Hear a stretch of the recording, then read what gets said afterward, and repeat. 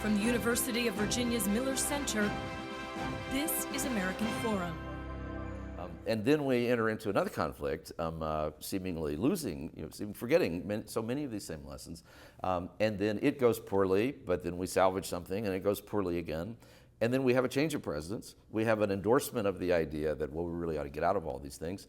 And then we find the president finds himself, for whatever reason, we can't say he has doubled down, but he has something down on these bets, and is clearly vulnerable to a pressure to do more. Oh, yeah. And so it makes me wonder, these are such repetitive stories. It makes me wonder if there's something structural. Is there something about American democracy or about the nature of the American presidency? I think that there is.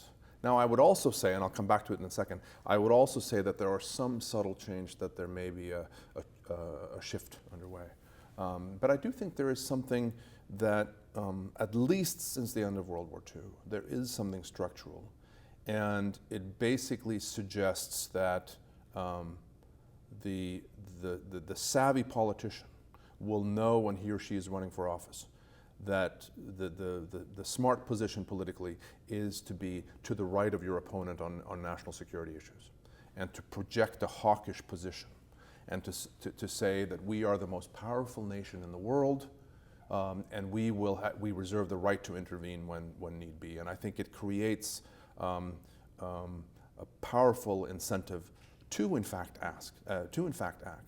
There's also been, and I see this as a kind of tandem, a disinclination to favor diplomacy, a suspicion about what diplomacy and negotiations can bring, and I think a proclivity toward using military force that I think has been there for this last 60 or 70 years.